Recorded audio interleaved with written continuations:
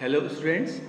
तो हमने last video में जंप स्टेटमेंट्स के बारे में पढ़ा था कि जंप स्टेटमेंट तीन होते हैं, ब्रेक स्टेटमेंट, कंटिन्यू स्टेटमेंट और पास स्टेटमेंट।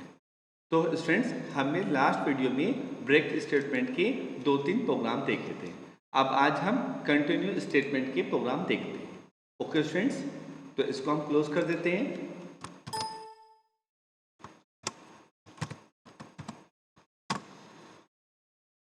तो स्टूडेंट्स पहले हम एक बार इस प्रोग्राम को पढ़ते हैं।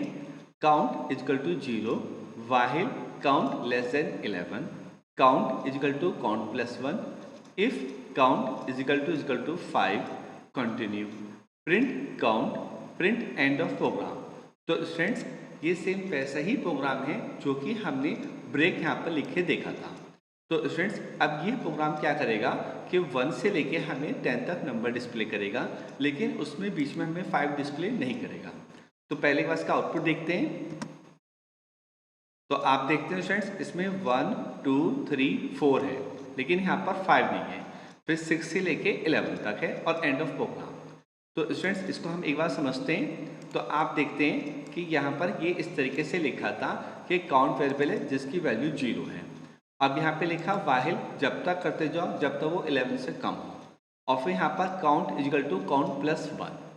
अब यहाँ पर इफ यदि जैसे काउंट की वैल्यू 5 की इक्वल होगी तो कंटिन्यू से ये फिर से ऊपर चला जाएगा यहाँ पर। ठीक है स्टूडेंट्स, ऊपर वाले स्टेप पे। और फिर अगर ये 5 के इक्वल नहीं था तो फिर हमें वो नंबर को डिस्प्ले करता रहेगा। तो इस वजह से जब यहाँ पे काउंट की वैल्यू 5 ही तो कंटिन्यू की वजह से वो आगे नहीं बढ़ा, फिर से ऊपर चला गया था। तो इस वाले प्रोग्राम में यहाँ पर 5 नहीं आया था। ओके स्टूडेंट्स, और देखिए मैं यहाँ पर इस जगह आपको चेंज करके दिखा देता हूँ एक बार ब्रेक। अब हम इसे सेव करते हैं। तो अब तो क्या होगा, ब्रेक से वो लूप से ही बाहर आ जाएगा। चलिए अब हमने इसको रन कराया तो ये हमें ये इस तरीके से डिस्प्ले कर रहा है। ओके स्टूडेंट्स, और अगर यहाँ पर हम ब्रेक की जगह कंटिन्यू लिख देते हैं तो अब आप देखते हैं कि यहाँ पर ये इस तरीके से डिस्प्ले कर रहा है, यहाँ पर 5 नहीं है।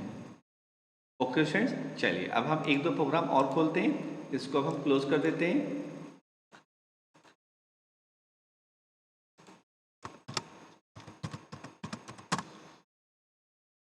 स्टूडेंट्स चलिए इस प्रोग्राम को भी एक बार पढ़ लेते हैं।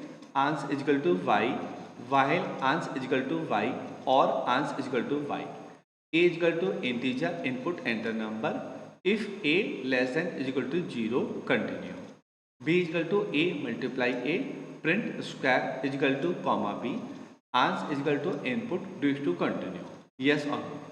तो स्टूडेंट्स चलिए हम इसको रन कराते हैं। तो आप क्या देखते हैं, हमने एंटर नंबर किया 4, तो ये हमें उसका स्क्वायर दिखा रहा है। फिर डू टू कंटिन्यू, यस। अब हमने प्रेस किया यहाँ पे 6, तो फिर हमसे क्या पूछ रहा है, स्क्वायर दिखा दो डू टू कंटिन्यू। अब हमने यहाँ पर क्या किया स्टूडेंट्स, यहाँ पर मैंने प्रेस कर दिया -3, तो अब इसने हमें स्क्वायर नहीं दिखाया, ये फिर से वापस ऊपर चला गया और हमसे एंटर नंबर करा रहा है। अब हमने क्या -8, ये फिर से एंटर नंबर करा रहा है, और अगर वो नंबर 0 से बड़ा होगा तो हमें उसका स्क्वायर दिखाई देगा। और यहाँ पे डू टू कंटिन्यू में अगर हम एन प्रेस करेंगे तो बाहर आ जाएगा। ओके स्टूडेंट्स, तो इसमें एक्चुअली में यहाँ पर ये है, इफ यदि ए की वैल्यू 0 से कम है तो कंटिन्यू से वापस वो इस स्टेप पर आ जाता है। और यहीं पर स्टूडेंट्स हमने कर दिया ब्रेक। तो अब ये हो जाएगा स्टूडेंट्स कि जब भी अगर हम नंबर 0 से छोटा भरेंगे तो फिर वो तुरंत बाहर ही आ जाएगा। देखिए इसको हम रन करा के चेक करते हैं। मैंने एंटर नंबर यहाँ पर शुरू में कर दिया -4, तो 0 से छोटा था वो तुरंत बाहर आ गया। ओके स्टूडेंट्स, अब हमने यहाँ पर कर दिया कंटिन्यू। अब हम इसको रन कराते हैं तो आप देखेंगे अब मैंने यहाँ पे -4 किया तो ये मतलब बाहर नहीं आया, ये हमसे फिर से नंबर एंटर करा रहा है। और जैसे हम नंबर सही एंटर करेंगे तो ये प्रॉपर चलेंगे। ओके स्टूडेंट्स, चलिए हम एक प्रोग्राम और ओपन करते हैं कंटिन्यू के लिए।